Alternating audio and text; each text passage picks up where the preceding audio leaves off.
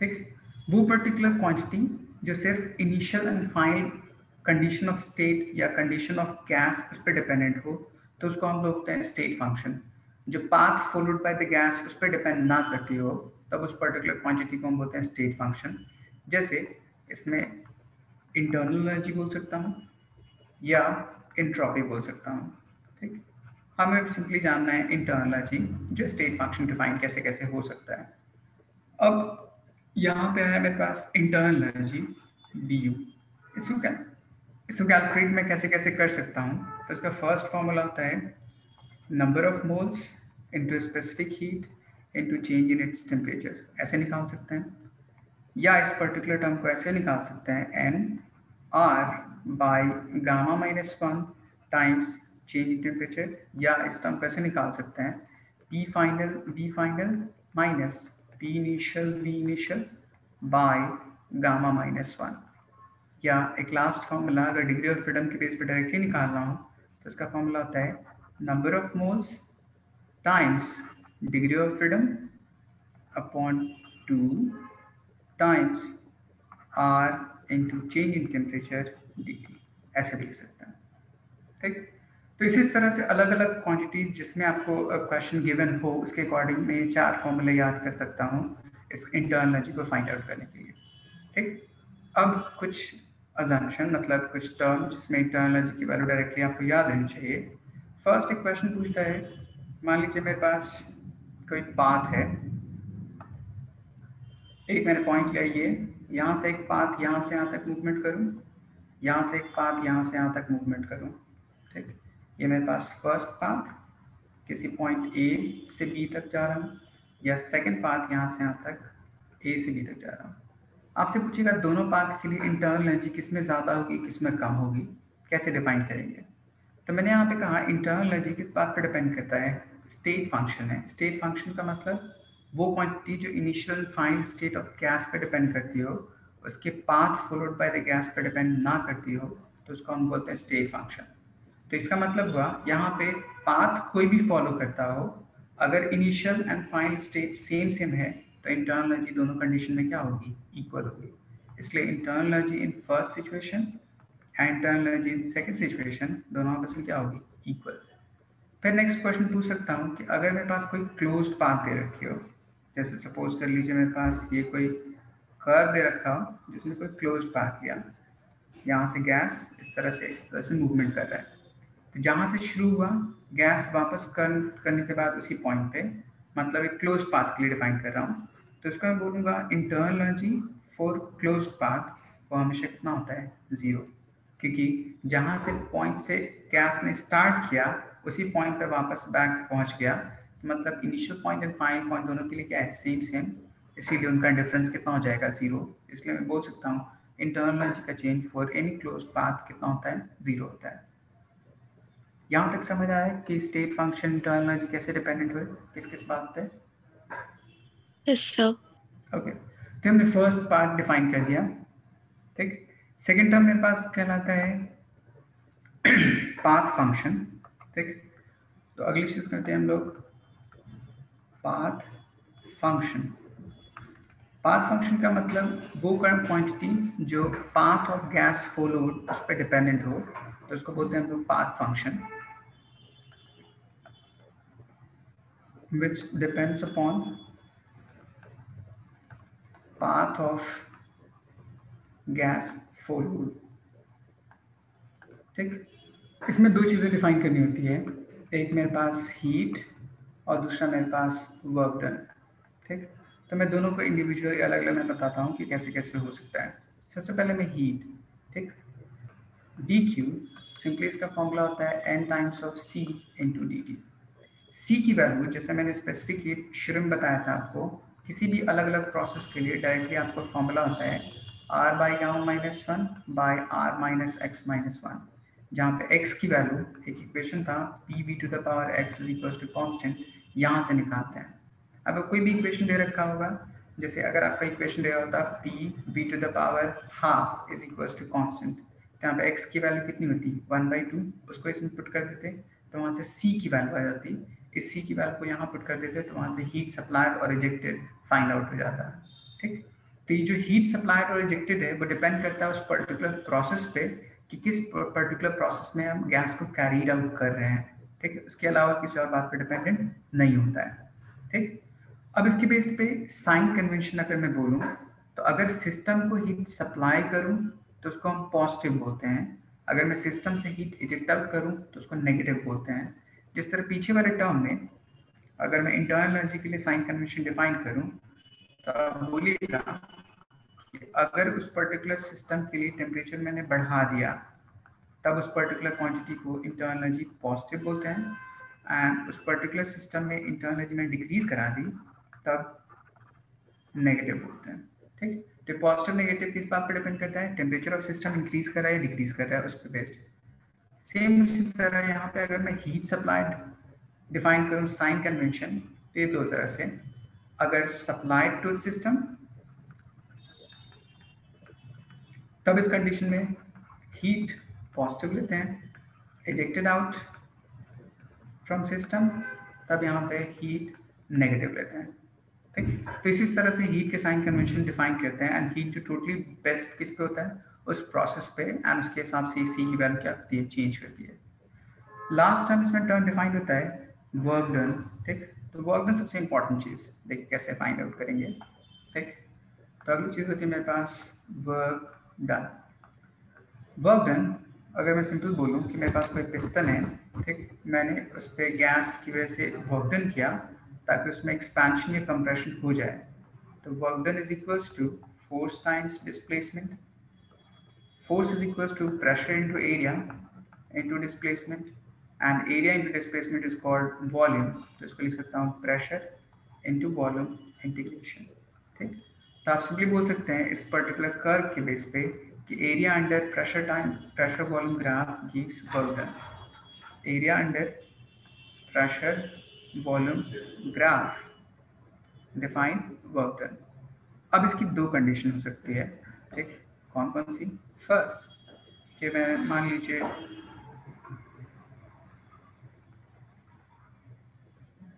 ये system piston initially किसी इस पॉइंट पे था, यहाँ पे मेरे पास गैस फिल्ड है, ठीक। उस गैस ने उस पर्टिकुलर पिस्टन के ऊपर कुछ वर्क डन किया, सपोज कर लीजिए इस तरह, ठीक। तो वो पिस्टन अपनी पोजीशन से स्लाइटली डिस्प्लेस्ड होकर किसी इस पॉइंट पर चला जाएगा, ठीक। तो यहाँ पे मैं बोलूँगा इसकी इनिशियल वॉल्यूम इस पॉइंट पे है, वॉल्यूम उसका इंक्रीज कर गया तो फाइनल वॉल्यूम किसी इस पॉइंट पे हो जाएगा। तब इसके लिए अगर मैं कर्व प्लॉट करूँ, कौन सा curve, pressure versus volume graph, तो ये मेरे पास हो जाएगा pressure versus volume. Initially gas किसी स्टेट में था, ठीक, किसी pressure P1 and volume V1 पे, जैसे मैंने एक्सपेंशन किया तो उसका वॉल्यूम इंक्रीज करेगा, अब प्रेशर डिक्रीज करेगा इंक्रीज करेगा और बाद की बात कांस्टेंट होगा। तो जनरली हम एक कर्व बनाते हैं कुछ इस तरह से, ठीक। ये कर्व कोई ज़रूरी नहीं कि स्ट्रेट लाइन हो, थोड़ा सा कर्व भी हो सकता है, ठीक। मैंने जनरलाइज ये किया है, ये मैं कोई प्रोसेस नहीं ले रहा हूँ अभी, तो आप ये मत बोलिएगा आप स्ट्रेट लाइन ड्रॉ करें कर्व लाइन ड्रॉ करें किस प्रोसेस को डिफाइन करें, मैं जनरलाइज सिंपली डिफाइन किया। तो यहाँ से यहाँ तक क्या कि गैस किसी एक स्टेट से किसी दूसरे स्टेट तक पहुँचा, किसी इस पॉइंट तक। तो जब कभी मुझे एरिया निकालना होता है तो वहाँ से एक वर्टिकल लाइन ड्रॉ कर दीजिए, उसके बेस कोऑर्डिनेट का लाऊं, तो ये मेरे पास पूरा टर्म जो कर्व होगा वो एरिया बताएगा, जिसको मैं क्या बोलूँगा वर्क डन। अब यहाँ पे क्या हुआ, उस पर्टिकुलर टर्म को ऐसे भी देख सकते हैं हम। ए पॉइंट से बी पॉइंट तक कर्व गया, एरो एक्सटेंड कर दीजिए इधर की तरफ, एरो एक्सटेंड यहाँ से यहाँ तक, एरो एक्सटेंड यहाँ से यहाँ तक। तब मैं इसको कंबाइन करूँ इस पूरे एरो को तो आपको कुछ कर्व ऐसा दिखता होगा क्लॉकवाइज, ठीक। तो मैं बोल सकता हूँ यहाँ पे कि इस पर्टिकुलर पिस्टन का अगर एक्सपेंशन होगा, फाइनल वॉल्यूम इनिशियल वॉल्यूम से बढ़ जाएगी, तो उसके रिलेटेड जो कर्व आता है P versus V volume graph, वो क्लॉकवाइज कर्व आता है, ठीक। एंड यहाँ पे उस पिस्टन के ऊपर वर्क डन किसने किया था, गैस ने, इसलिए इसको बोल सकता हूँ work done by the system on the piston, ठीक। तब इन सारी चीज़ों को अगर मैं वर्ड में डिफाइन करूँ कि इसमें हम क्या क्या कंक्लूड करते हैं, तो यहाँ से 5 चीज़ें डिफाइन करते हैं। पहला, final volume is greater then initial volume, तब इसके हिसाब से अगर मैं इस कर्व में वैल्यू पुट कर दूँ तो उसको इंटीग्रेट करेंगे तो वर्क डन की वैल्यू कैसी आ जाएगी, पॉजिटिव। सेकेंड टर्म उस गैस का एक्सपेंशन हो रहा है, ठीक, वॉल्यूम इंक्रीज करने की वजह से। थर्ड टर्म जो ग्राफ है वो आपको कैसा दिख रहा है, क्लॉकवाइज, ठीक। एंड नेक्स्ट टर्म डिफाइन कर सकते हैं कि जो वर्क डन हुआ वो किसकी वजह से, work done by the system, ठीक, किस चीज़ के ऊपर, ऑन द पिस्टन, ठीक। पिस्टन के ऊपर वर्क डन कौन करता है, हम उसके बेस पर डिफाइन करते हैं। तो गैस ने पिस्टन के ऊपर वर्क डन किया है, इसलिए मैं क्या बोलूँगा, work done by the system हो रहा है। सेम टर्म अगर मैं इसी चीज़ का रिवर्स प्रोसेस लूँ कि मान लीजिए मेरे पास ये गैस इनिशियली किसी इस स्टेट में था, ठीक, बाहर से किसी एक्सटर्नल एजेंसी ने उसके ऊपर वर्क डन किया ताकि उस पिस्टन में कंप्रेशन हो जाए, ठीक, एंड वो कुछ इस स्टेट तक पहुंच जाए।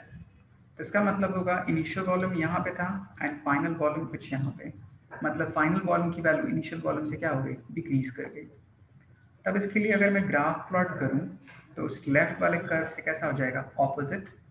तो मैं इस ग्राफ को विजुअलाइज करूँ तो ऐसे डिफाइन कर सकते हैं। तो इसके लिए यहाँ पे इनिशियल पॉइंट हो जाएगा ए एंड यहाँ पे हो जाएगा final point B, and curve और gas is going from A to B, pressure versus volume graph. तो अगेन यहाँ से वर्टिकल लाइन ड्रॉ कर दीजिए ऑन वॉल्यूम एक्सेस, उस कर्व को एक्सटेंड कीजिए ताकि क्लोज पार्ट डिफाइंड हो जाए। तो ये कर्व कुछ ऐसे एक्सटेंडेड होगा उसका डायग्राम, एंड अगर मैं इसका एरिया डिफाइन करूँ तो आपको ये जो कर्व दिख रहा होगा वो कर्व कैसा दिख रहा होगा, एंटी क्लॉकवाइज डायरेक्शन में, ठीक। तो मैं यहाँ से बोल सकता हूँ कि इसका कर्व एंटी क्लॉकवाइज होगा, बट लेफ्ट वाले ग्राफ का कर्व कैसा था, क्लॉकवाइज, ठीक। तो इन सबको अगर जनरलाइज करूँ तो first condition final volume is initial से छोटा, तो वर्क डन की वैल्यू कैसी होगी, नेगेटिव। नेक्स्ट टर्म कंप्रेशन हो रहा है उस गैस में, ठीक। नेक्स्ट जो ग्राफ होगा वो एंटी क्लॉकवाइज, एंड उससे रिलेटेड जो वर्क डन है बोल सकता हूँ work done on the system हो रहा है किसी एक्सटर्नल एजेंसी की वजह से, इसीलिए पिस्टन क्या कर रहा है, कंप्रेस कर रहा है, ठीक। तो वर्क डन में आपको इतनी सारी चीज़ें पूछ सकते हैं, बट वर्क डन का सिंपल फॉर्मूला एक ही होता है, पी डी वी या area under P V curve, ठीक है। यहाँ तक समझ आया? Yes, sir. ओके, अब हमने तीनों टर्म डिफाइन कर दिया, ठीक, इंटरनल एनर्जी, हीट सप्लाई, सारी चीज़ें। तब इसके एप्लीकेशन को देखते हैं एंड देन फिर अलग अलग प्रोसेस पढ़ते हैं। हर प्रोसेस के लिए 4-5 चीज़ें कैलकुलेट करना मैं आपको सिखाऊंगा, उससे ज़्यादा क्वेश्चन आपको नहीं पूछेंगे, ठीक। तो फर्स्ट होता है मेरे पास फर्स्ट प्रोसेस आइसोबैरिक। आइसो का मतलब सेम, बार का मतलब होता है प्रेशर, ठीक। तो बोलिएगा वो पर्टिकुलर प्रोसेस जो कांस्टेंट प्रेशर पे कैरीड आउट हो, तो उस पर्टिकुलर प्रोसेस को हम आइसोबैरिक प्रोसेस बोलते हैं। तो process carried out at constant pressure, ठीक। कांस्टेंट प्रेशर डेल्टा पी की वैल्यू कितनी हो जाएगी, 0। नॉर्मल आइडियल गैस इक्वेशन लिखिए, P V is equals to N R T. तो अगर मैं प्रेशर को कांस्टेंट कर दूं तो ये वॉल्यूम एंड ये टेम्परेचर एक दूसरे के डायरेक्टली प्रोपोर्शनल होगा। तो मैं यहाँ से लिख सकता हूँ प्रेशर अगर कांस्टेंट है तब इसके बेस पे वॉल्यूम एंड टेम्परेचर एक दूसरे के डायरेक्टली प्रोपोर्शनल। तो इसके लिए इक्वेशन लिखूँ V1/P1 किसी इनिशियल कंडीशन में एंड V2/P2 किसी फाइनल कंडीशन के लिए आपस में क्या होगा, इक्वल होगा। तब इसको मैं बोल सकता हूँ कि इक्वेशन ऑफ स्टेट डिफाइन कर रहा है, ठीक। नेक्स्ट टर्म मैंने जो आपको इक्वेशन लिखा था P V⁴x is equal to constant, ठीक। मतलब इक्वेशन था P V⁴x is equal to constant. तो इस ग्राफ से प्रेशर कांस्टेंट कैसे बोल सकता हूँ, x की वैल्यू यहाँ पे क्या पुट कर दीजिए, 0। x की वैल्यू जैसे 0 पुट कीजिएगा V⁴0 1, तो इसके लिए p किसके इक्वल आ जाएगा, k के इक्वल। तो x की वैल्यू कितनी हो जाएगी, 0। जैसे इस इक्वेशन पुट कर दीजिएगा वो नॉर्मल आइसोबैरिक प्रोसेस को डिफाइन करेगा। ओके, अब हमें क्या प्लॉट करना होता है, ग्राफ। जनरली मेरे पास 3 क्वांटिटीज हैं, उन तीनों क्वांटिटी के रिलेशनशिप के बेस पे ग्राफ प्लॉट करते हैं, ठीक। तो 6 डिफरेंट तरह से कर्व हो सकता है, 3 एक्सपेंशन के लिए और 3 कंप्रेशन के लिए। तो मैं आपको सिर्फ एक्सपेंशन के लिए ग्राफ बताता हूँ। कंप्रेशन के लिए ग्राफ डिफाइन करना हो तो आप सिंपली एरो के डायरेक्शन को रिवर्स कर दीजिएगा और कुछ भी नहीं। ठीक, जैसे फर्स्ट मेरे पास pressure versus volume curve, pressure versus volume. Second pressure versus temperature, and third volume versus temperature. ठीक, अभी ग्राफ प्लॉट कैसे कैसे करें देखिए। सबसे पहले pressure versus volume, pressure constant है तो उसका graph straight line parallel to opposite coordinate, कुछ यहाँ से यहाँ तक होगा। ठीक, सिमिलरली इस पॉइंट पे ये भी एक straight line from this point two this point. ठीक, बट इसके लिए अगर मैं प्लॉट करूँगा तो आपके पास फॉर्मूला होना चाहिए P V is equals to N R T. तो इक्वेशन क्या होता है मेरे पास, V upon T is equals to N R upon T, ऐसे बोल सकते हैं। तो v अपॉन टी बेसिकली इस ग्राफ के लिए स्लोप डिफाइन कर रहा है, एंड चूंकि ये दोनों एक दूसरे के डायरेक्टली प्रोपोर्शनल है तो इसका graph straight line passing through origin as there is no any constant term, and इस पर्टिकुलर ग्राफ का जो स्लोप होगा वो स्लोप इस प्रेशर के कैसा होगा, इनवर्सली प्रोपोर्शनल। तो जितना स्लोप इंक्लिनेशन ज़्यादा होगा उतना प्रेशर की वैल्यू क्या होगी, कम। जैसे अगर मैं इसी पे एक दूसरा कर्व ड्रॉ करता था यहाँ पे इस तरह। ठीक, तो अगर आपसे क्वेश्चन पूछा जाए इन दोनों में अगर किसका प्रेशर ज़्यादा होगा तो आप क्या बोलिएगा, जिसकी इंक्लिनेशन कम होगी उसका प्रेशर ज़्यादा, क्योंकि इस पॉइंट के बेस पे स्लोप प्रेशर के कैसा है, इनवर्सली प्रोपोर्शनल इस तरह। ठीक है, अब हमें क्या करना है इस टर्म में, सबसे फर्स्ट ग्राफ कौन सा है, पीवी कर्व। तो मैंने पीछे आपको कैलकुलेट करने के लिए डिफाइन किया था कि पीवी कर्व का एरिया एक्चुअली में वर्क डन बताता है, तो मुझे इसका एरिया निकालना है। तो ये मेरे पास इनिशियल वॉल्यूम V1 पे होगा, किसी फाइनल वॉल्यूम V2 पे जाएगा। जो कर्व होगा इस तरह से, मैं इसको टर्न कर दूं तो आपको ये ग्राफ कैसा दिख रहा है, क्लॉकवाइज। इसलिए आप बोल सकते हैं कि यहाँ पे एक्सपेंशन ऑफ गैस होता होगा। अगर इसी एरो को रिवर्स कर दीजिए, ठीक है, उल्टे डायरेक्शन में एंटी क्लॉकवाइज, तो वो कंप्रेशन होता होगा। क्योंकि वॉल्यूम एंड टेम्परेचर एक दूसरे के डायरेक्टली प्रोपोर्शनल है, तो अगर वॉल्यूम इंक्रीज करता होगा तो मैं बोल सकता हूँ कि टेम्परेचर भी इंक्रीज करता होगा। तो इसका भी कर्व ऐसे होगा, एंड ये दोनों डायरेक्टली प्रोपोर्शनल है, इसलिए का इस तरह से होगा। तीनों कर्व एक्सपेंशन ऑफ गैस के लिए डिफाइंड है। अगर एरो का डायरेक्शन रिवर्स कर दीजिए तो वो कंप्रेशन को डिनोट करेगा। ठीक, अब हमें क्या करना होता है, सबसे पहले पीवी कर्व, इससे रिलेटेड हमें सारी कैलकुलेशन करनी होती है। तो पहली चीज हम कैलकुलेट करते हैं slope of PV curve, slope of PV graph. क्यों जरूरी है, ठीक है, इसका कुछ रीजन है।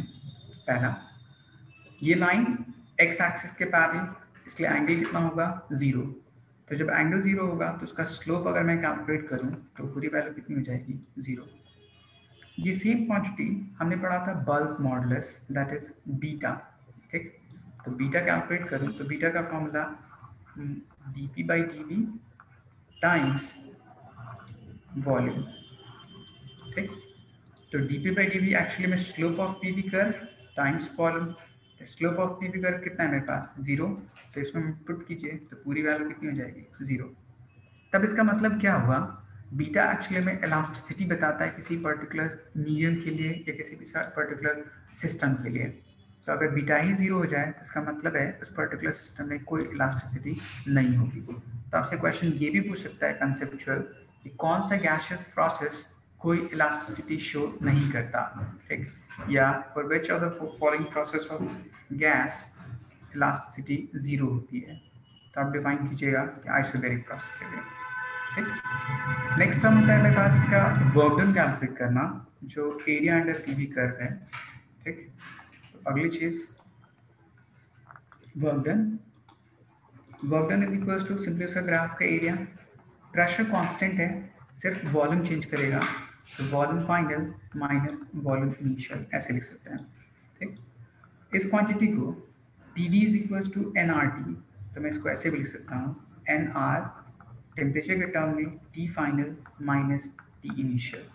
तो वर्क में कैलकुलेट करने के आपके पास दो फॉर्मूले इस आइसोबैरिक प्रोसेस के लिए।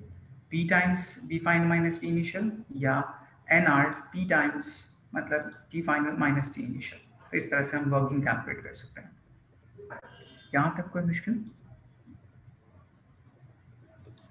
No sir. अब इसके अलावा जो मेरे पास दो चीज़ें थी जिसके बेस पे मैं पहली चीज़ स्पेसिफिक हीट डिफाइन करूँ, तो मैंने कहा था P B to the power x is equal to constant, ये जनरलाइज्ड इक्वेशन था। तो x की वैल्यू यहाँ पे मैंने कितना पुट किया था 0, तब मेरे पास P की वैल्यू क्या आई थी जो कि P प्रेशर कांस्टेंट था। ठीक, अब इस x की वैल्यू को अगर मैं C में पुट कर दूँ, तो C का मेरे पास फॉर्मूला था R by gamma minus 1 minus R by x minus 1, put x is equal to 0। जब सॉल्व करूंगा तो इसकी पूरी वैल्यू आती है gamma times of R by gamma minus 1।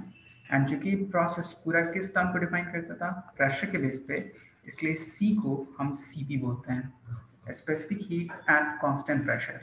तो इसकी वैल्यू कितनी आती है, गामा के टर्म में इतनी आती है। अगर मैं F के टर्म में डिफाइन करूं तो यही वैल्यू आती है 1 plus F by 2 times of R। ठीक, तो ये मेरे पास CP डिफाइन कर दिया। अब एक टर्म जिसमें फर्स्ट लॉ को अगर मैं एक्सप्लेन करूं, तो फर्स्ट लॉ मेरे पास रिलेशन था dq is equal to du plus dw। ठीक, तो हमने वर्क डन कैलकुलेट करना सीख लिया, हीट निकालना सीख लिया, इंटरनल एनर्जी कैसे निकालने। अगर ये आपसे क्वेश्चन पूछता है तो आप सिंपली इस इक्वेशन में वैल्यूज पुट कर दीजिए वर्क डन के लिए एंड हीट सप्लाइड के लिए, देन आपको इंटरनल एनर्जी की वैल्यू फाइंड आउट हो जाएगी। नहीं तो मैं आपको एक जनरलाइज इक्वेशन बताता हूँ, कोई भी एक क्वांटिटी आप निकालिए, उसके रिस्पेक्ट में बाकी सारी क्वांटिटीज आप कैलकुलेट कर सकते हैं। ठीक, तो इसका फॉर्मूला होता है dq is equal to gamma times of du is equal to gamma upon gamma minus 1 times dw। तो अगर मुझे गैस के बारे में पता हो एंड वर्क डन मुझे पता हो तो बाकी सारी चीज़ें हम कैलकुलेट कर सकते हैं। ठीक है, एक 10 मिनट रुक जाएगा।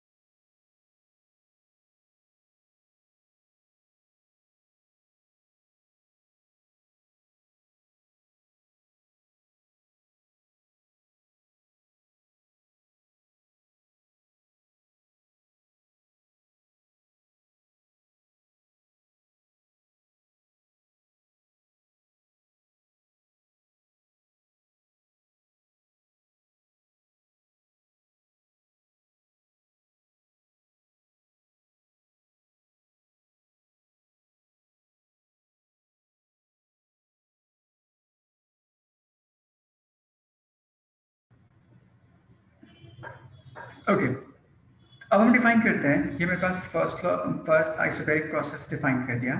इस आइसोबैरिक प्रोसेस को एक और नाम से जानते हैं। अगर आप आइसोबैरिक प्रोसेस बोले, इस पर्टिकुलर लॉ को हम चार्ल्स लॉ भी बोल सकते हैं। ठीक है, ठीक, तो कहीं कहीं पे इसी पर्टिकुलर लॉ को चार्ल्स लॉ बोल सकते हैं।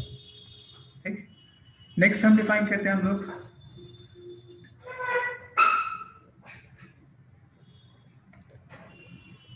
आइसोकोरिक, या इसी चीज को हम बोलते हैं आइसोमेट्रिक, या इसी लॉ को हम ये लुसाक्स लॉ। ठीक, इसका मतलब हुआ वॉल्यूम कांस्टेंट।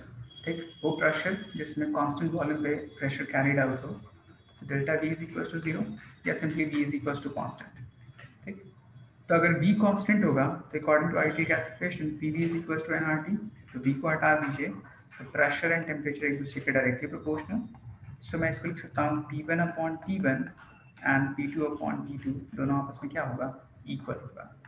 ठीक, अब इसके बेस पे ग्राफ प्लॉट करना है हमें, 3 कर्व, ठीक, P versus V, P versus T and V versus T। ठीक, first one P versus V, second one V versus T and third one P versus T। ठीक, यहाँ पे मेरे पास चूंकि वॉल्यूम कांस्टेंट है तो वॉल्यूम में कोई चेंज नहीं होगा। जो चीज़ कांस्टेंट होती है ग्राफ उसके ऑपोजिट कोऑर्डिनेट के पैरेलल ड्रॉ करते हैं। ठीक, तो मैंने ऑपोजिट कोऑर्डिनेट के पैरेलल ड्रॉ कर दिया इस पॉइंट पे इस तरह। वॉल्यूम कांस्टेंट, जैसे मैं हीट सप्लाई करूंगा तो उसके टेम्परेचर को चेंज कराएगा, इसलिए उसमें ग्राफ इस तरह से ऊपर की तरफ। यहाँ पे वॉल्यूम कांस्टेंट तो इसमें ग्राफ इस तरह, एंड इसमें वॉल्यूम कांस्टेंट तो इस ग्राफ का स्लोप कांस्टेंट स्ट्रेट लाइन इस तरह से, क्योंकि प्रेशर एंड टेम्परेचर एक दूसरे के डायरेक्टली प्रोपोर्शनल। फिर से ये सेम टर्म अगर मैं देखूं P वर्सेस T तो ये हो जाएगा NR अपॉन V। तो इस पर्टिकुलर कर्व का जो स्लोप होगा वो वॉल्यूम के इन्वर्सली प्रोपोर्शनल, तो जितना मेरे पास स्लोप ज़्यादा होगा वॉल्यूम की वैल्यू उतनी क्या होगी, कम होगी। ठीक, तो हम इस तरह से ये कर्व डिफाइन कर दिए। अब इसके बाद सबसे फर्स्ट चीज़ कि पीवी कर्व का स्लोप फाइंड कीजिए। तो इस कर्व को अगर मैं नीचे बॉटम पे ज्वाइन करूं तो वो एक्स एक्सिस के साथ 90 डिग्री एंगल बना रहा है। तो स्लोप tan 90 की वैल्यू कितनी होती है, इनफिनाइट। तो अगर मैं इसका स्लोप कैलकुलेट करूं, slope of P versus B curve, ठीक, तो इसका मतलब डी बाई डी वी, तब ये पूरी वैल्यू कितनी हो जाएगी, इनफिनाइट। ठीक, तब इसके बेस पे बीटा कैलकुलेट करना था, बल्क मॉडुलस। उसके लिए फॉर्मूला था slope of P we curve times volume. तो चूंकि स्लोप इनफिनाइट है तो infinite into volume is infinite, तो पूरा टर्म इनफिनाइट हो जाएगा। इसका मतलब कि वो पूरा सिस्टम एक परफेक्टली रिजिड बॉडी की तरह क्या करेगा, बिहेव करेगा। मतलब system will behave as a rigid body or incompressible। ठीक, दोनों बोल सकते हैं। थर्ड टर्म अगर मुझे उसका वर्क डन चाहिए जो कि एरिया अंडर पीवी ग्राफ होता है, तो जो कि यहाँ पे वॉल्यूम में कोई चेंज हो ही नहीं रहा, इसलिए work done which is equals to P D V. ठीक, तो ये पूरा टर्म कितना हो जाएगा, 0। ठीक, तो अगर मैं फर्स्ट लॉ डिफाइन करूं तो फर्स्ट लॉ के बेस पे D Q is equals to D U plus D W. D W मेरे पास 0 है, तो जितना मैं हीट सप्लाई करूंगा वो डायरेक्टली उसके इंटरनल एनर्जी के चेंज के क्या हो जाएगा, इक्वल हो जाएगा। और इंटरनल एनर्जी का फॉर्मूला हमने पीछे कैलकुलेट कर रखा था, डायरेक्टली उसके क्या हो जाएगा, इक्वल हो जाएगा। ठीक, तो इतनी सारी चीज़ें हम किसी इक्वेशन के लिए डिफाइन करते हैं। अब हमने दो टर्म डिफाइन कर दिया, एक आइसोबैरिक प्रोसेस, एक आइसोथोरिक प्रोसेस। तब यहाँ पे एक रिलेशन होता है, ठीक, सीवी। सीवी का मतलब एट कांस्टेंट वॉल्यूम। तो मेरे पास इक्वेशन था p v to the power x is equals to constant, या दूसरा इक्वेशन था p 1/x v is equals to constant. तो यहाँ पे x की वैल्यू अगर मैं इनफिनाइट पुट कर दूँ तब मेरे पास v की वैल्यू k के इक्वल होगी। इस x की वैल्यू पुट कर दीजिएगा तो c is equals to r by gamma minus 1 minus r by x minus 1। If we put x is equals to infinite, 1 by infinite is equals to 0. So we're left with r by gamma minus 1 and this is equals to cv। तो हम यहाँ से भी calculate कर सकते हैं। इसी को डिग्री ऑफ फ्रीडम के टर्म में निकालना है तो हम लिख सकते हैं एफ आर अपॉन 2। अब हमारे पास दो चीज़ें मिलती हैं, एक cp और दूसरा मेरे पास cv। तो एक रिलेशन कहता है कि डिफाइन cp and cv, ठीक, why cp is greater than cv, ठीक, derive Mayer's relation। तो ये आपको क्वेश्चन आएगा, तो मैं आपको बताता हूँ एक्सप्लेनेशन कि कैसे कैसे पूछ सकता है।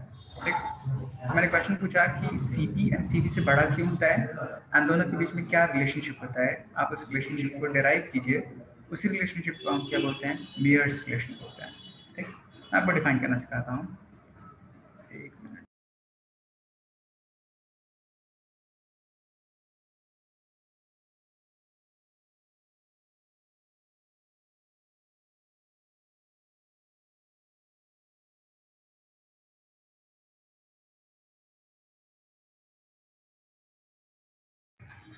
ओके, अब मेरे पास जो रिलेशन है उस रिलेशन कैसे डिराइव किया जाए, ठीक है।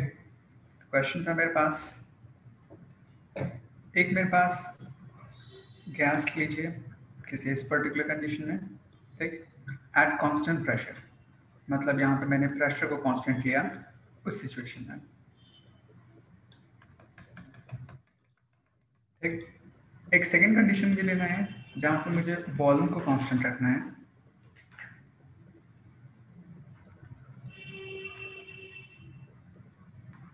Volume is equal to constant,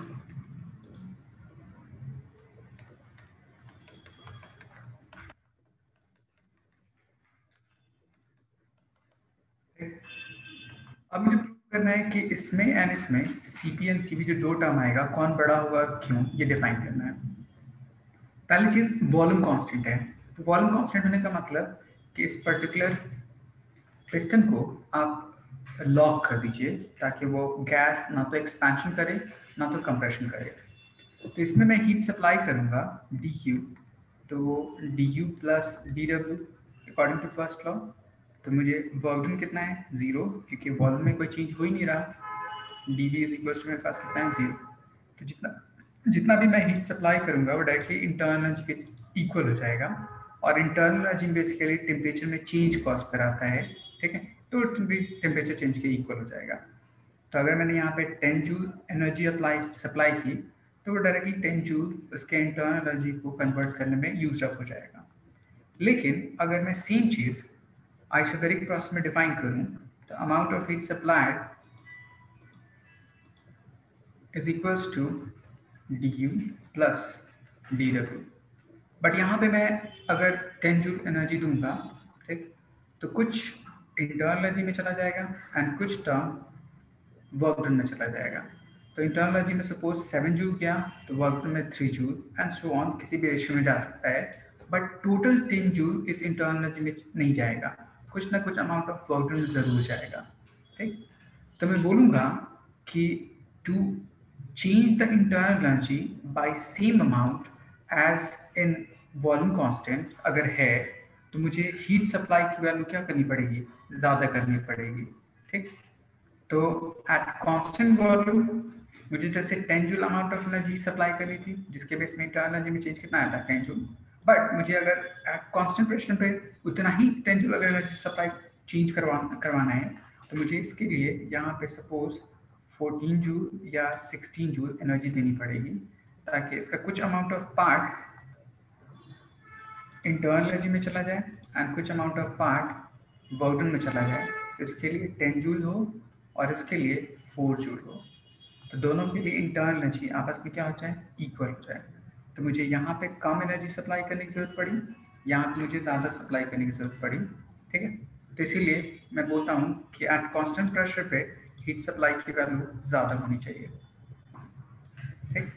अब इसको मैं मैथमेटिकली प्रूफ करके दिखाता हूँ कि ऐसा कैसे आया था, ठीक। तो अगर इसको मैं लैंग्वेज में डिफाइन करूँ तो आप बोलिएगा at constant volume heat supplied is utilized in changing internal energy only, but at constant pressure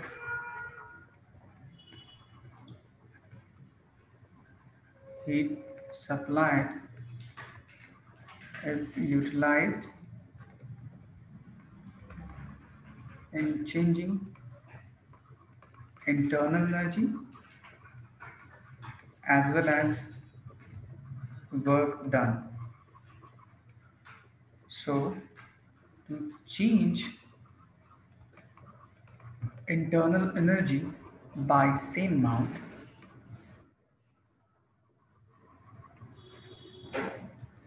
amount of heat supplied at constant pressure would be greater than at constant volume, ठीक। तो ये normal statement के base पे हम इस तरह से prove कर सकते हैं। अब मैं आपको मैथमेटिकली करके दिखाता हूँ किस तरह। तो पहली चीज़, अगर वॉल्यूम कांस्टेंट हो तो वहाँ पे D Q is equals to D U, और वो सिंपली किसके इक्वल था, N C V D T. ठीक, ये मेरे पास फर्स्ट इक्वेशन थी। सेकेंड टर्म, जब मैं हीट सप्लाई किया at constant pressure, D P is equals to zero, तब D Q is equals to D U plus D W. D Q की वैल्यू होती है N C P D T. D U की value first equation से put कर सकते हैं N C V D T and P D V, इतना होता है। यूजिंग फर्स्ट इक्वेशन, मतलब ideal gas equation, P V is equals to N R T. Pressure constant है तो वी के टर्म में डिफरेंशिएट कर दीजिए। तो पी बाहर, वॉल्यूम को मैं डिफरेंशिएट करूँ टेम्परेचर के रिस्पेक्ट में, ठीक है। तो D T D V upon D T, N R constant and D T upon D T, ठीक। तो ये टर्म एंड ये टर्म कैंसिल आउट, तो P D V is equals to N R D T. इस value को इस equation में put कर दीजिए, तब ये पूरा टर्म आपका आ जाएगा N C V D T plus N R D T. अब देखिए N D T N D T N D T तीनों में सेम सेम है, ठीक। कॉमन होके कैंसिल आउट हो जाएगा, तो आपका बच जाएगा C P is equals to C V plus R. इस पर्टिकुलर रिलेशन को हम मेयर्स रिलेशन बोलते हैं, ठीक। तो आपको ये भी बोल सकता है डिफाइन मेयर्स रिलेशन, या ये भी बोल सकता है define relationship between two specific heat, या ये भी बोल सकता है why C P is greater than C P, कुछ भी पूछ सकता है। तो सेम इस तरह से हम एक्सप्लेन करते हैं। यहाँ तक कोई मुश्किल?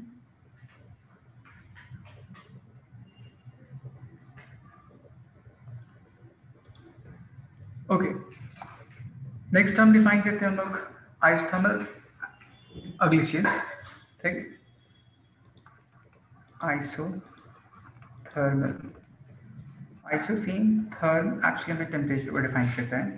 तो प्रेशर जो कांस्टेंट टेम्परेचर पे कैरिड आउट हो, डेल्टा टी की value zero.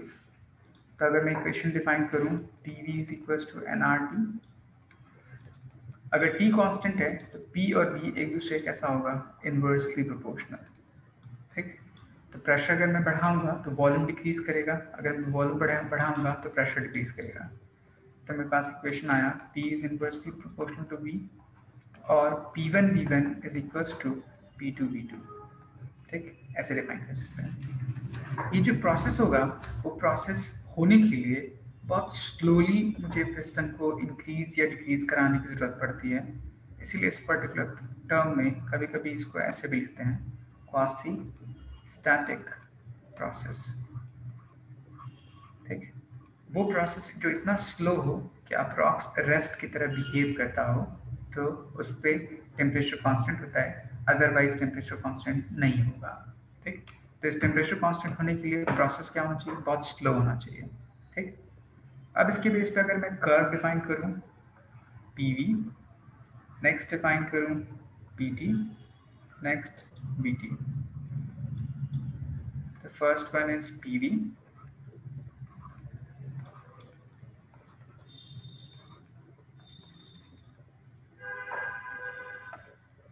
Pressure and volume इसके बेस पे। तो चूंकि प्रेशर एंड वॉल्यूम एक दूसरे के इनवर्सली प्रोपोर्शनल है, तो एक बढ़ाऊंगा तो दूसरा डिक्रीज करेगा, इसलिए इसलिए जो कर्व होता है रेक्टेंगुलर हाइपरबोला, ठीक। एक्सपेंशन के लिए ग्राफ प्लॉट कर रहा हूँ तो इस तरह से चेंज कराएगा।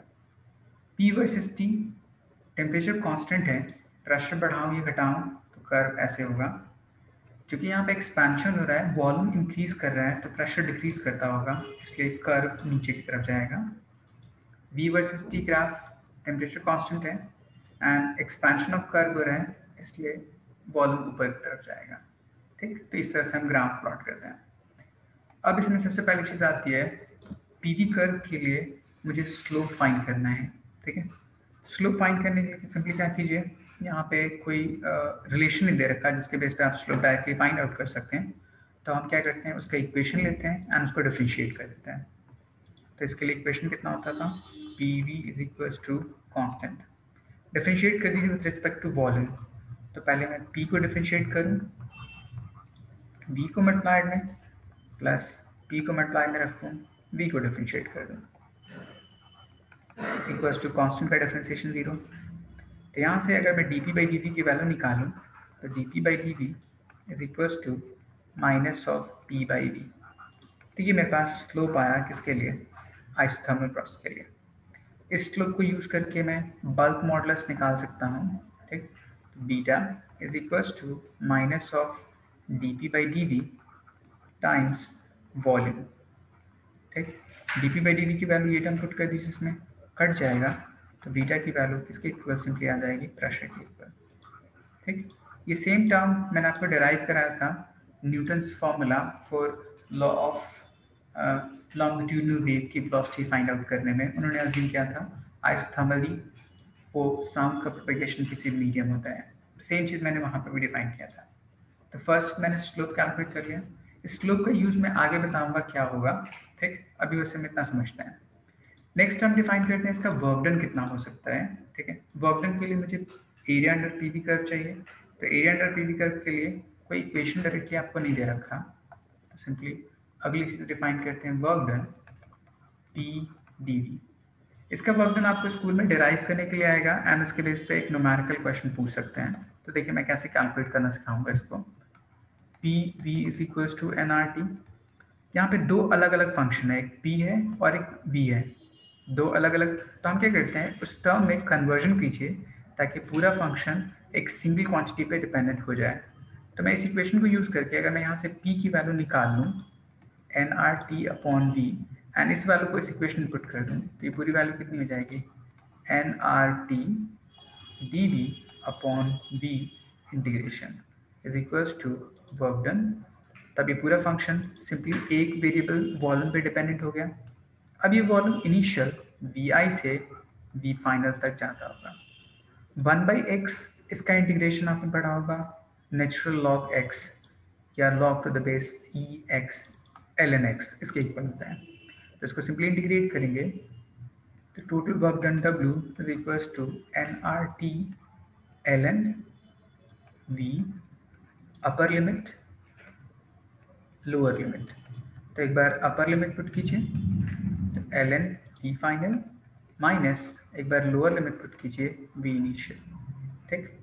अब आपने लॉग की प्रॉपर्टी पढ़ी होगी, log m minus log n log m by n के इक्वल होता है। तो मैं इसी टर्म को ऐसे भी लिख सकता हूँ N R T ln v final by v initial is equals to apply work done, ठीक। जैसे मैं आपको एक क्वेश्चन बताता हूँ, ठीक है, इस पर बेस्ड क्वेश्चन कैसे सॉल्व करेंगे। आपको एक ग्राफ दिया होगा इस तरह, ठीक। ये मेरे पास है प्रेशर, ये मेरे पास है वॉल्यूम। कोई भी पॉइंट यहाँ से एक कर्व इस तरह से मूवमेंट किया यहाँ तक गया। इस पॉइंट पे प्रेशर है पी नॉट एंड वॉल्यूम है वी नॉट, ठीक। यहाँ से पहुँच गया इस पॉइंट पे, ठीक है। तो वहाँ पे अगर मैंने वॉल्यूम डबल कर दिया तो प्रेशर हाफ हो जाएगा। तो प्रेशर अगर हाफ हो गया तो वॉल्यूम डबल हो जाएगा क्योंकि दोनों एक दूसरे के इन्वर्सली प्रोपोर्शनल, जैसे हमने पीछे लिखा था वो। तो ऐसा हो सकता है ग्राफ यहाँ से यहाँ तक। अब पूछिएगा इसके लिए वर्क डन निकालिए, तो वर्क डन कैसे निकालेंगे। तो ये जो क्वांटिटी यहाँ से यहाँ तक, इस क्वांटिटी को बोलते हैं पीवी। किसी इस पॉइंट के लिए भी ले सकते हैं या किसी इस पॉइंट के लिए ले सकते हैं, दोनों का प्रोडक्ट हर पॉइंट पे सेम सेम होगा। तो डायरेक्टली इसकी वैल्यू पुट कर दीजिए, किसके इक्वल हो जाएगा, P not V not L N. V final की वैल्यू कितनी है 2v, वी इनिशियल की वैल्यू कितनी है v, तो हो जाएगा कितना 2v अपॉन v। v और v का कैंसिल आउट हो जाएगा तो पूरा फॉर्मूला आ जाएगा P not V not L N two. L N का मतलब नेचुरल लॉग 2। इसकी वैल्यू क्या रखी होगी 0.7, पुट कर दीजिएगा तो आपको वर्क डन की वैल्यू आ जाएगी। एंड चूंकि मेरे पास जो ग्राफ है वो ग्राफ कैसा दे रखा है क्लॉकवाइज, इसलिए वर्क डन की वैल्यू कैसे आएगी पॉजिटिव। आप ऐसे डिफाइन कर सकते हैं। यहाँ तक कोई मुश्किल। ओके, नेक्स्ट टर्म होता है मेरे पास इसी में वर्क डन कैलकुलेट करना सीख लिया तो फर्स्ट लॉ इसमें अप्लाई करूँ। फर्स्ट लॉ का सिंपल रिलेशन होता था D Q is equals to D U plus D W. तो चूंकि मेरे पास यहाँ पे टेम्परेचर में कोई चेंज नहीं होता ठीक, टेम्परेचर कांस्टेंट होता है एंड टेम्परेचर की वजह से उस पर्टिकुलर गैस की इंटरनल एनर्जी चेंज होती है, क्योंकि इंटरनल एनर्जी डिपेंड करता है टेम्परेचर पे एंड टेम्परेचर डिपेंड करता है काइनेटिक एनर्जी थर्मल उस पर। ठीक, तो अगर मैं टेम्परेचर ही चेंज ना करूँ तो उसका इंटरनल एनर्जी का चेंज कितना हो जाएगा, 0। इसीलिए जितना भी मैं हीट सप्लाई करूँगा वो डायरेक्टली उसके वर्क डन की इक्वल होगा, या जितना भी अमाउंट ऑफ वर्क डन उस गैस पे होता है वो उसके हीट सप्लाई के क्या होगा, इक्वल हो सकता है। तो इस तरह से हम कैलकुलेट कर सकते हैं। नेक्स्ट टर्म होता है मेरे पास last process, that is adiabatic.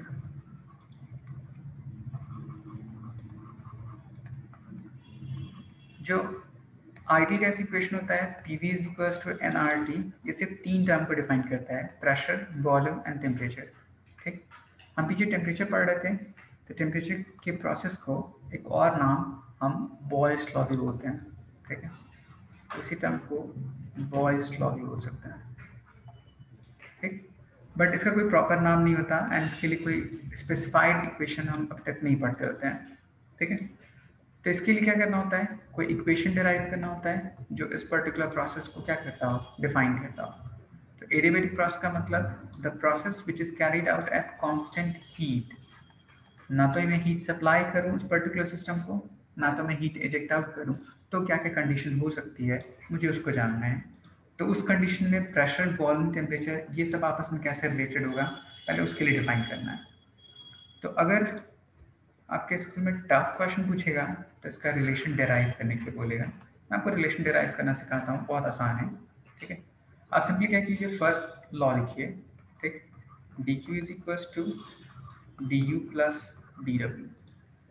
क्योंकि हीट सप्लाई में सिस्टम है 0, तो ये पूरा टर्म 0 हो गया। तो ये 0 is equals to D U, इसकी वैल्यू होती है N C V D T, plus D V की वैल्यू होती है डी डी वी।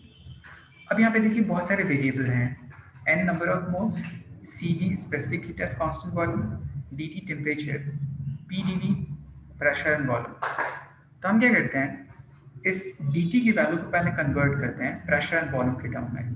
तो मैं ये जो इक्वेशन दे रखा है, इस इक्वेशन को डिफरेंशिएट करूँ एंड प्रेशर वॉल्यूम के टर्म में कन्वर्ट करने की कोशिश करूँ। तो ये कैसे है, प्रेशर को डिफरेंशिएट कीजिए, वॉल्यूम को मल्टीप्लाई में, प्लस प्रेशर को मल्टीप्लाई में, वॉल्यूम को डिफरेंशिएट किया,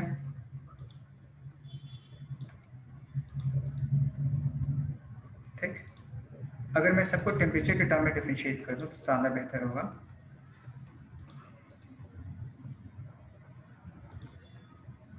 इसको भी टेम्परेचर के टर्म में डिफरेंशिएट किया, इसको भी टेम्परेचर के टर्म में डिफरेंशिएट किया, एंड ये टर्म हो जाएगा एन आर, एंड इसको भी टेम्परेचर के टर्म में डिफरेंशिएट कर दिया। डी टी कैंसिल आउट, तो मेरे पास सिंपली फॉर्मूला आ जाएगा D D T plus B D V divide by N into R is equal to D T. ये मेरे पास फर्स्ट टर्म आ गया। इस डी टी की वैल्यू को उस इक्वेशन में पुट कर दीजिए डी टी की जगह पे। तब इस इक्वेशन को हम कुछ ऐसे लिख सकते हैं, N C V D T की जगह पुट कर दीजिए V D P plus P D V divide by N into R, ठीक, plus P D V is equal to 0। अब ये N N N cancel out, R L C M हो जाएगा, तो ये पूरी वैल्यू आ जाएगी V C V D P plus P C V D V plus P into R into D V is equal to 0। यहाँ तक समझ आया कि मैंने क्या क्या कर लिया? Hello, Yes, sir. Okay.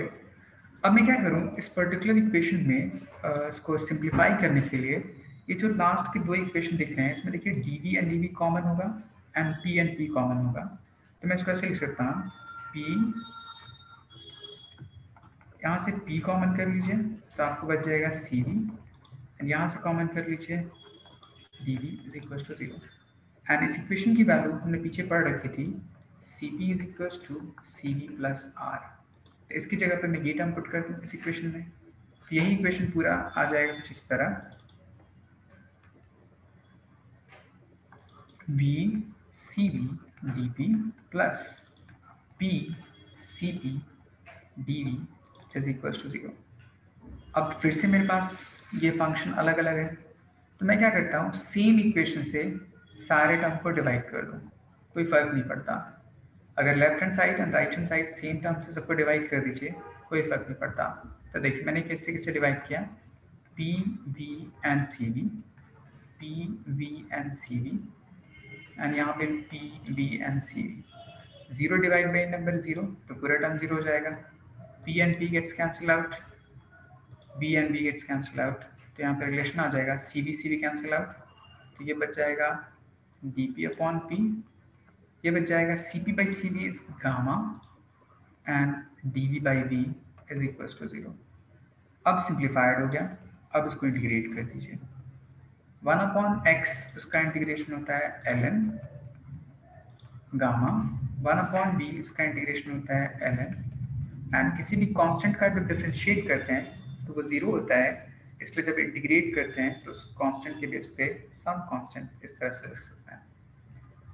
Log की प्रॉपर्टी होती है कि अगर लॉग एक्स एम हो तो ये term log X raise to the power M हो जाता है। तो यहाँ पर भी देखिए गामा इसके बेस में है, तो वो इसके पावर में रेज हो सकता है, ठीक। तो इसको मैं इंग्लिश लिख सकता हूँ log p log v to the power gamma is equals to constant। log की एक next property log m plus log n, तो ये टर्म होता है log m इंटू n। तो इसके बेस पे मैं इस दोनों को यूज करूँ तो log p v to the power gamma is equals to constant। एक अनदर टर्म, अगर मुझे e to the power x is equals to अगर n है तो x is equals to log n, ये कहलाता है। तो अगर मुझे ये दे रखा हो तो इसको मैं ये कन्वर्ट कर सकता हूँ, तो ये टर्म दे रखा है, तो p v to the power gamma अगर मुझे निकालना हो तो log यहाँ से रिमूव आउट होता है, तो ये टर्म एक्सपोनेंशियल में जाता है, एंड ये अगेन एक कांस्टेंट टर्म को डिफाइन करता है। तो ये मेरे पास एक जनरल इक्वेशन आया किसके लिए, एडियाबैटिक प्रोसेस के लिए। तो ये टर्म आपको डिराइव करने के लिए बोल सकते हैं अगर आपको टफ क्वेश्चन बोलेंगे तब, अगर आपको टफ क्वेश्चन नहीं बोलते तो ये डिराइव करने के लिए आपके सिलेबस में नहीं है, ठीक है। अब इसको यूज कैसे कैसे करते हैं किसी इक्वेशन के लिए, तो हमने जो इक्वेशन लिखा p v to the power gamma is equal to constant, इसी टर्म में p को कन्वर्ट कर लीजिए या v को कन्वर्ट कर लीजिए दूसरे टर्म में according to equation pv is equal to nRT। तो मैंने p को कन्वर्ट कर लिया तो nRT अपॉन v, तो इसकी जगह पर लिख सकता हूँ t v to the power gamma minus 1 is equal to constant, या अगर मैंने v को कन्वर्ट कर लिया तब यही इक्वेशन होता है 1 minus gamma t to the power gamma is equal to constant. इसलिए आप तीन तरह से इक्वेशन एडियाबैटिक प्रोसेस के लिए ऐसे ऐसे लिख सकते हैं, ठीक। तो इसमें कोई भी term p v t constant नहीं होता, वो तीनों ही आपस में डिपेंडेंट होता है, ठीक। अब इसको यूज करके गामा की अलग अलग वैल्यूज गिवन होंगी, पुट करके ग्राफ डिफाइन कर सकते हैं। बट हमें पीवी कर्व डिफाइन करना आता है, तो मैं उसके लिए मैं बताता हूँ। यहाँ पे ये प्रेशर, ये मेरे पास वॉल्यूम, तो इसके लिए ग्राफ प्लॉट कीजिएगा, तो इसका ग्राफ इनवर्सली प्रोपोर्शनल। बोले क्यों, क्योंकि P is inversely proportional to V to the power gamma, and gamma की वैल्यू हमेशा 1 से बड़ी होती है, greater than 1 but less than 2। अब बोले ऐसा क्यों, मैं आपको कैलकुलेट करके दिखाता हूँ। जैसे मैं लास्ट क्लास में आपको बताया था कि मेरे पास डिग्री ऑफ फ्रीडम अलग अलग पार्टिकल के लिए अलग अलग होता है। मोनोएटॉमिक के लिए डिग्री ऑफ फ्रीडम कितना होता है 3, डायटॉमिक के लिए डिग्री ऑफ फ्रीडम होता है 5, ट्राइटॉमिक के लिए डिग्री ऑफ फ्रीडम होता है 6 एंड सो ऑन। इन सारी वैल्यूज को अगर मैं पुट कर दूं गामा के टर्म में, तो 1 + 2/f is equal to gamma. तो गामा f की वैल्यू अगर 3 है तो ये हो जाएगा कितना, 3 + 2 5/3 विच इज 1.67। f की वैल्यू 5 पुट कर दीजिए, 7/5 विच इज 1.4, एंड उसी तरह 6 पुट कर दीजिए, एंड सो ऑन चेंज करते जाइए। तो जैसे जैसे गैस चेंज करता जाएगा f की वैल्यू इंक्रीज करती जाती है, तो गामा की वैल्यू डिक्रीज करती जाती है। तो एक टर्म याद रखते हैं कि अगर ये ग्राफ एक ग्राफ से ज़्यादा गिवन हो, जैसे एक ग्राफ ऐसे दिया हो सकता है, एक ग्राफ आपको ऐसे दिया हो सकता है, एंड आपसे पूछे कि मेरे पास 3 गैसेस हैं ए बी सी, तो आपसे पूछेगा which one is monoatomic, which one is diatomic and which one is polyatomic और ट्राइएटॉमिक। तो आप बोलिएगा उस पर्टिकुलर कर्व की स्टिफनेस, स्टिफनेस मीन्स कि वो कर्व एक्स एक्सिस की तरफ अप्रोचिंग कौन ज़्यादा है। All graphs are originating from same point, but stiffness ज़्यादा किसकी है, ए की, क्योंकि वो सबसे ज़्यादा ए की तरफ इंक्लोज्ड है, मतलब उसका इंक्लिनेशन ज़्यादा होगा। तो जितना स्टिफनेस ज़्यादा होगा वो उतना लाइटर पार्टिकल होगा या उतना कम मॉलिक्यूल वाला होगा, मतलब वो मोनोएटॉमिक होगा। बी डायटॉमिक होगा एंड सी ट्राइएटॉमिक होगा। तो आप ऐसे याद रखिएगा। तो ये होगा मोनोएटॉमिक, ये हो जाएगा मेरे पास डायटॉमिक, ये मेरे पास हो जाएगा ट्राइएटॉमिक। ठीक है, यहाँ तक कोई मुश्किल?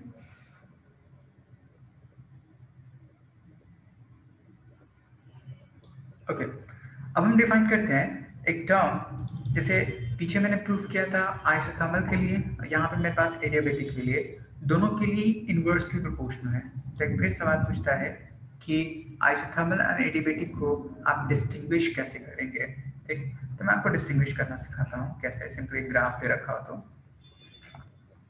तो आइसोथर्मल के लिए सिंपल इक्वेशन था PV is equal to constant, adiabatic के लिए सिंपल इक्वेशन है PV to the power gamma is equal to constant. दोनों को डिफरेंशिएट कीजिए ताकि dP बाई dV की वैल्यू आ जाए। जैसे ही डिफरेंशिएट करके सॉल्व कीजिएगा इसकी वैल्यू आ जाएगी P अपॉन V, इसकी वैल्यू सॉल्व कीजिएगा dP बाई dV, तो ये आ जाता है मेरे पास minus of gamma P upon V। ये टर्म दोनों के लिए सेम सेम है, P upon V same same है, बट इस स्लोप में गामा एक एक्स्ट्रा फैक्टर है, मतलब गामा की वैल्यू हमेशा 1 से बड़ी होगी, मतलब इसका स्लोप इस आइसोथर्मल स्लोप से हमेशा बड़ा होगा। तो हम यहाँ से कंक्लूड करते हैं कि slope of adiabatic is gamma times slope of isothermal. ठीक, तो अगर एक ही ग्राफ दे रखा हो एंड उस पर कंक्लूड करना हो कि कौन एडियाबेटिक है कौन आइसोथर्मल है, तो आप सिंपल चेक कीजिए कि किसकी स्टिफनेस ज़्यादा है, मतलब एक्स एक्सिस तरफ अप्रोचिंग कौन सा कर्व है। तो मैं आपको चारों ग्राफ एक साथ प्लॉट करके दिखाता हूँ। एक ग्राफ ऐसे दे सकता होगा, ठीक, सेकंड ग्राफ आपको ऐसे दे सकता होगा, third one and fourth one. ठीक, तो यहाँ पे मोनोएटॉमिक, डायटॉमिक, पॉलीएटॉमिक ये सारी चीज़ें नहीं है, सिंपली एक ही गैस है जो अलग अलग प्रोसेस में कैरीड आउट हो रहा है। तो ये चार तरह से कर्व दिया हो। ठीक है, अब पूछेगा कि कौन कौन सा कर्व किस टर्म को रिप्रेजेंट कर रहा है, आप डिफाइन कीजिए। तो सबसे पहले बोलिएगा ये टर्म, ठीक, ऐसे यहाँ पे प्रेशर में चेंज नहीं कर रहा है क्योंकि वॉल्यूम के पैरेलल जा रहा है, तो इसको dP इज इक्वल टू 0। ठीक, तो इसको बोलूँगा कांस्टेंट प्रेशर। ये जो लास्ट टर्म है उसको बोलूँगा मैं कांस्टेंट वॉल्यूम, क्योंकि यहाँ पे वॉल्यूम में चेंज नहीं हो रहा है। इन दोनों में कौन ज़्यादा स्टीपर है, नीचे की तरफ कौन ज़्यादा है, ये वाला कर्व, तो वो एडियाबेटिक होगा एंड ऊपर वाला मेरे पास आइसोथर्मल होगा। तो इस तरह से चारों कर्व को हम क्या कर सकते हैं, डिफाइन कर सकते हैं अगर एक ही कर्व में दे रखा होता।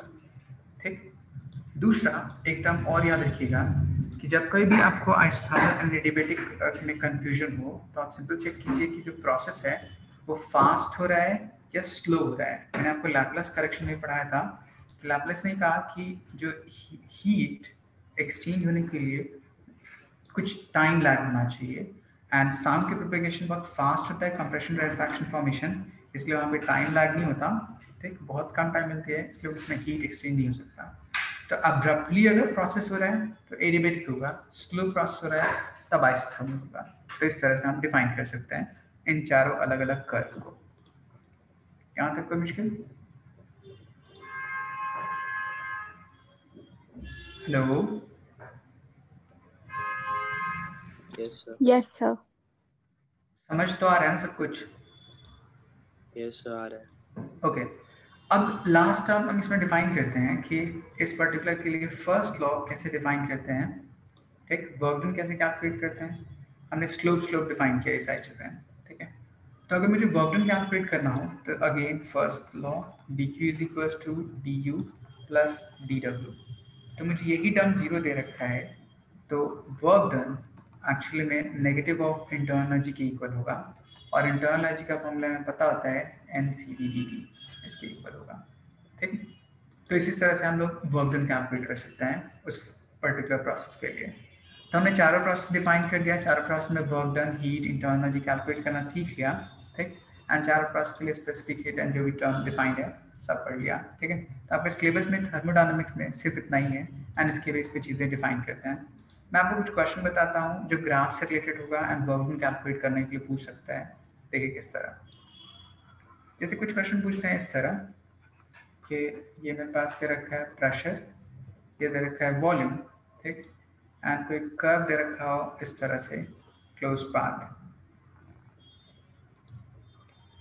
ठीक, इस क्लोज पाथ के लिए आपको कोऑर्डिनेट दे रखा होगा, मतलब ये इनिशियल कोऑर्डिनेट है, इनिशियल वॉल्यूम, ये फाइनल कोऑर्डिनेट दे रखा है, फाइनल वॉल्यूम।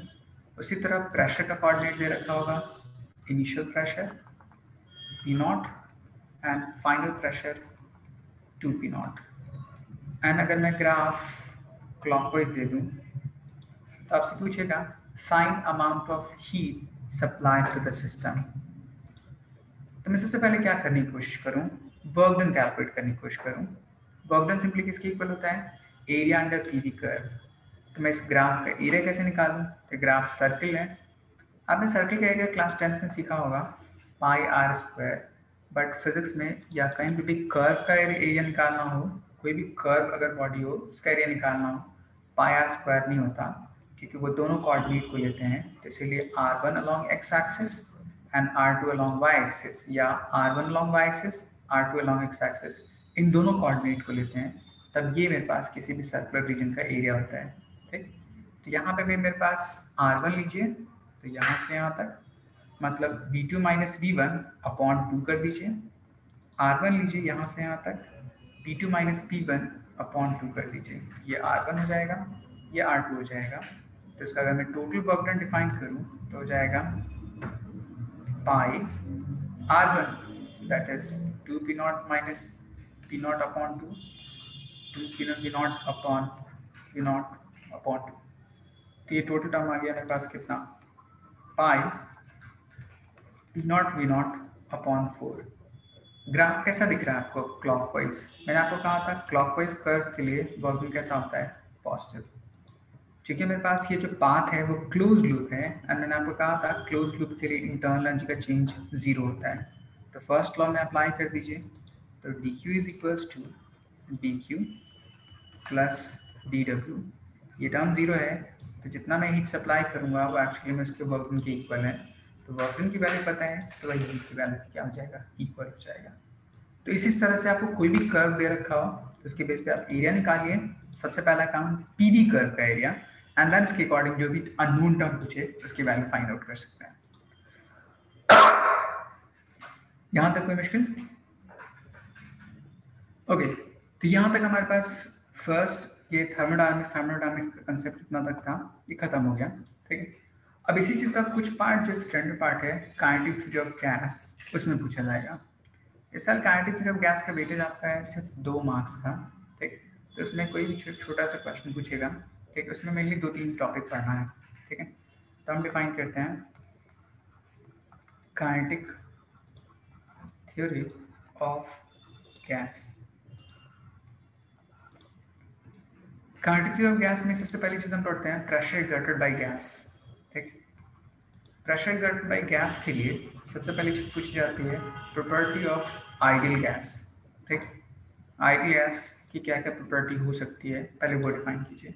आपसे 3-4 प्रॉपर्टी पूछ सकता है। तो पहली बात बोलिएगा कि आइडियल गैस के बीच में पार्टिकल के बीच में कोई इंट्रैक्शन नहीं होता।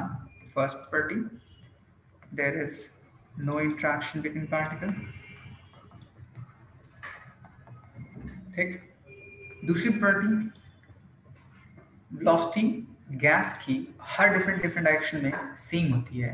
ठीक है, velocity of gas either along X axis, Y axis और जेड एक्सिस इक्वल होता है। तो अगर मैं इसको वेक्टर के टर्म में लिखूं तो v I cap, J cap and के कैप, ये तीनों आपस में क्या होगा, इक्वल। अगर मुझे इसका मैग्नीट्यूड चाहिए तो v mod is equals to vx का स्क्वायर, vy का स्क्वायर एंड vz का स्क्वायर, क्योंकि हमने फॉर्मूला पढ़ा था ना, किसी रिजल्टेंट ऑफ अ वेक्टर अगर उसके मतलब कंपोनेंट दे रखे हो तो रूट अंडर x कंपोनेंट का स्क्वायर, y कंपोनेंट का स्क्वायर एंड z कंपोनेंट का स्क्वायर। तो मैंने स्क्वायरिंग बोथ साइड कर दी। फिर मैंने कहा कि तीनों वेलोसिटीज आपस में इक्वल है, तो इसी टर्म को हम ऐसे लिख सकते हैं 3 टाइम्स ऑफ vx स्क्वायर, ठीक। एंड चूंकि पूरे होल गैस स्केल ले रहे हैं उसका रिजल्टेंट है, इसलिए इसको हम लोग मीन वेलोसिटी बोलते हैं, एंड उसके ऊपर स्क्वायर है इसलिए इसको हम लोग मीन स्क्वायर वेलोसिटी बोलते हैं। तो यहाँ से मैं vx की वैल्यू निकालूं तो वो टर्म आ जाएगा 1/3 v मीन उसके स्क्वायर के इक्वल आ जाएगा। हमने यहाँ पे फर्स्ट टर्म डिफाइन कर दिया कि velocity along any coordinate axis कितना होता है, ठीक, ये टर्म डिफाइन कर दिया। नेक्स्ट प्रॉपर्टी होती है उस गैस के लिए कि जो गैसेस पार्टिकल है अगर कोलिजन करेगा तो कोलिजन दो चीज़ों से हो सकती है, either with neighbouring particle either with wall of the container. तो हर कोलिजन हमेशा क्या होता है, इलास्टिक, एंड उसमें कोई लॉस ऑफ एनर्जी नहीं होती, एंड जितनी वेलोसिटी से वो हिट करता है एंड उसके हिसाब से वो रिबाउंड करता है कि सारे हमने आइडेंटिकल पार्टिकल माने थे, ठीक। तो all collisions are elastic in nature, ठीक ठीक। एंड डिफाइन करते हैं all behaves as identical particle, ठीक। So they all exert pressure same, ठीक। अब इन सारी चीज़ों को यूज करके हमें डिफाइन करना है प्रेशर एक्सर्टेड बाय गैस कितना होगा। देखते हैं।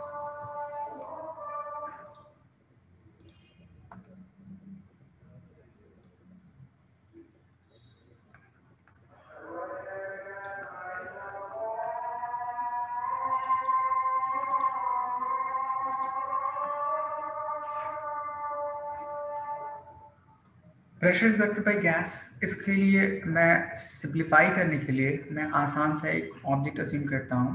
सपोज कर लीजिए मैंने कोई एक क्यूबिकल बॉडी मान ली, क्यूबिकल वेसल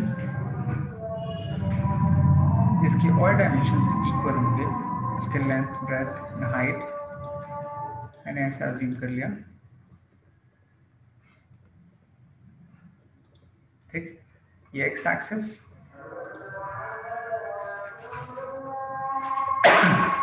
इसका साइड यहाँ से यहाँ तक ले लीजिए L।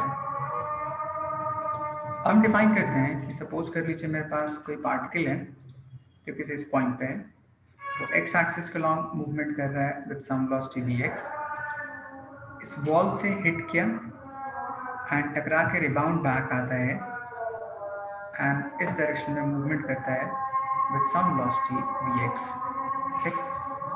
क्योंकि मैंने अभी कहा था कि सारे कोलिजन इलास्टिक होते हैं, तो इलास्टिक की वजह से उसकी वेलोसिटी में कोई फर्क नहीं आता।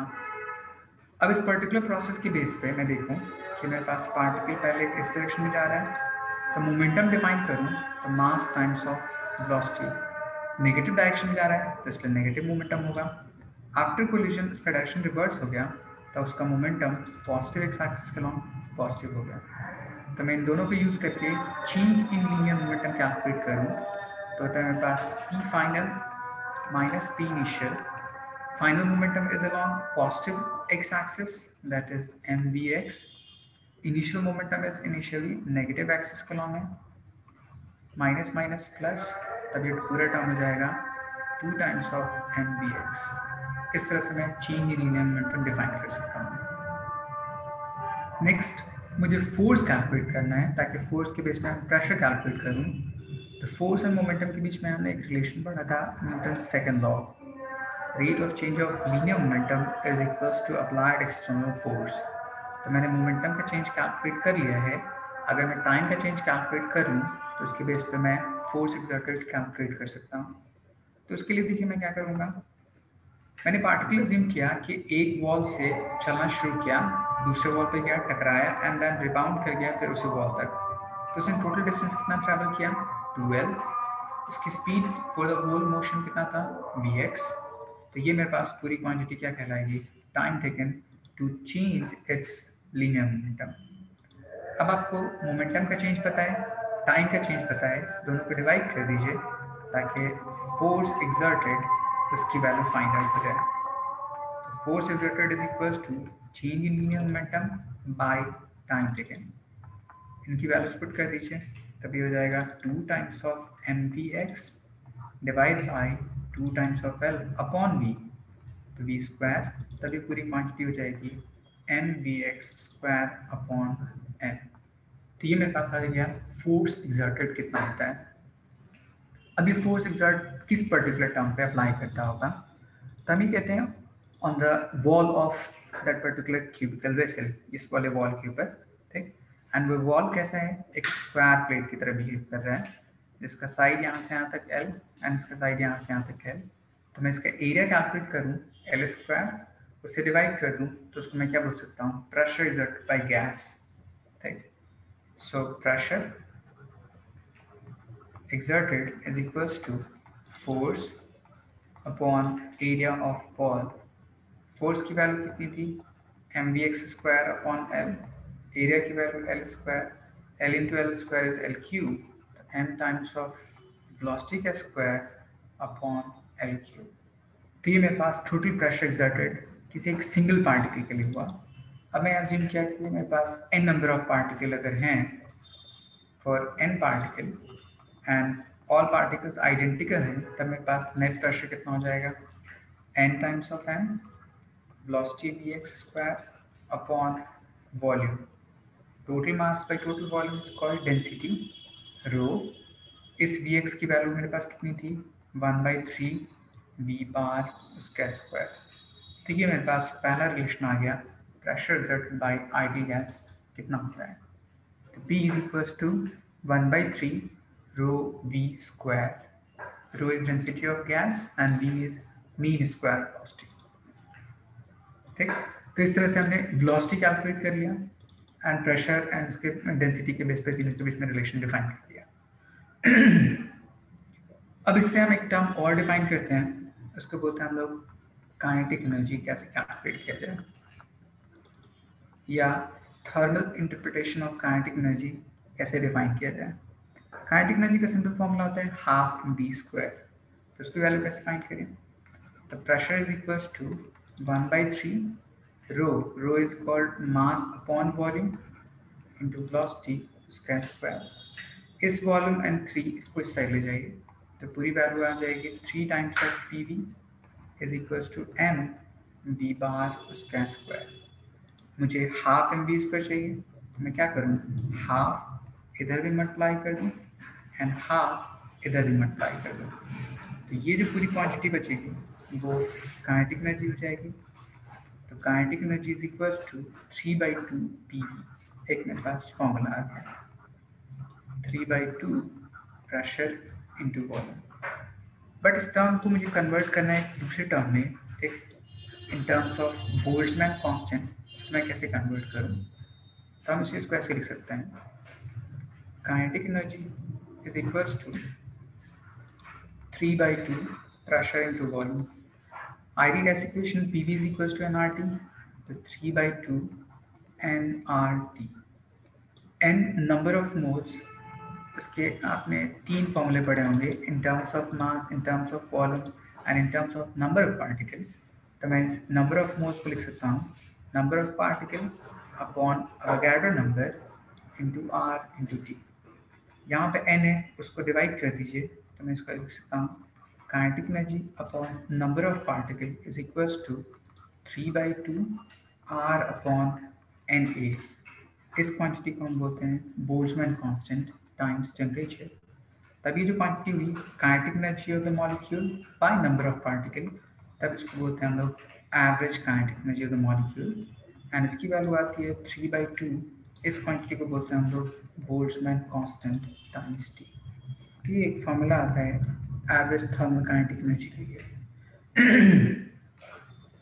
केबी की वैल्यू अगर डिवाइड कीजिएगा तो इसकी वैल्यू आती है 1.38 10⁻⁻23 जूल पर केल्विन पर मोल, ठीक। तो यहाँ से मैं ये बोल सकता हूँ कि जो काइनेटिक एनर्जी है वो टेम्परेचर कैसा है, डायरेक्टली प्रोपोर्शनल। तब यहाँ से आपको टर्म पूछता है एब्सोल्यूट जीरो कहते हैं किसको है, ठीक, डिफाइन एब्सोल्यूट जीरो। तो आप बोलिएगा वो पर्टिकुलर टेम्परेचर 0 केल्विन, अगर मैं इस इक्वेशन पुट कर दूं तो वहाँ पे काइनेटिक एनर्जी की वैल्यू कितनी हो जाती है 0। काइनेटिक एनर्जी एवरेज 0 होने का मतलब वहाँ पे कोई गैसेस पार्टिकल या किसी पार्टिकल का रैंडमनेस नहीं होगा।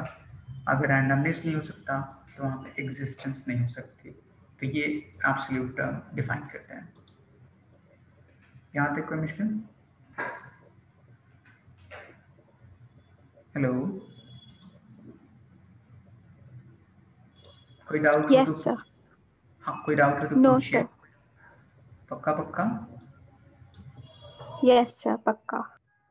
ओके, तो इतना पढ़ के रखिएगा, ठीक है। इसमें 2-3 चीज़ें और हैं, मतलब एक law of equipartition of energy and velocities of gas different different condition कितनी होती है वो पढ़ना है। एंड ये चैप्टर कंप्लीट हो जाएगा तो फिर मैं आपको थर्मल प्रॉपर्टीज पढ़ा दूंगा, ठीक है। वो आसान चैप्टर है, ठीक है, तो वो भी एक दिन कंप्लीट हो जाएगा, ठीक है। Okay, sir.